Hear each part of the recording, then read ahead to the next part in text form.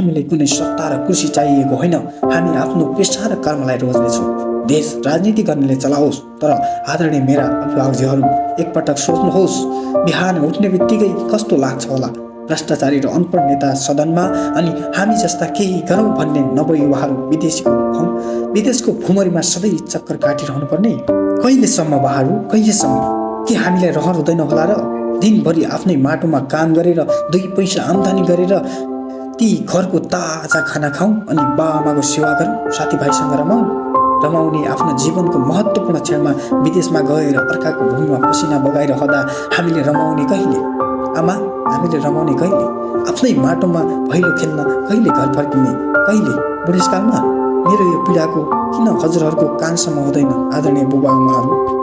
वर्षौंसम्म परिवर्तन गर्छु भनेर मिठा मिठा गफ बाँड्दै ढाँट्दै दिनै पछि पार्टी फेर्ने महामहिम नेताजीहरूलाई एकचोटि ती निष्कलङ्क र भक्त कार्यकर्ताहरूको श्राप लाग्नेछ, जसले परिवार छोडे आफ्नो खुसीलाई तिलाञ्जली दिएर पार्टी बनाउन लागे। तर आज ती निर्मल मन भएका कार्यकर्ताहरूलाई लत्याएर पार्टी नै भङ्ग गरेर गए।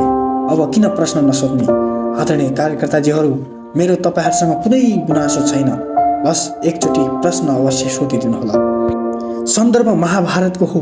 धर्मयुद्धको बेला केवल अधर्मी दुर्योधन मात्र मरेको होइन, दुर्योधनको साथ दिने गुरु द्रोणाचार्य, भीष्म पितामह जस्ता देवतुल्य महापुरुषको पनि कस्तो कठिन मृत्युशय्या भोग्नु पर्यो।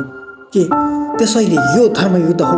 यहाँ बाण होइन, भोट चल्छ। यहाँ अधर्म र अन्यायको पक्षका साधकी र सन्त नेता पनि बग्न सक्छन्। त्यसैले समयमै सुध्रौँ र सोचौँ।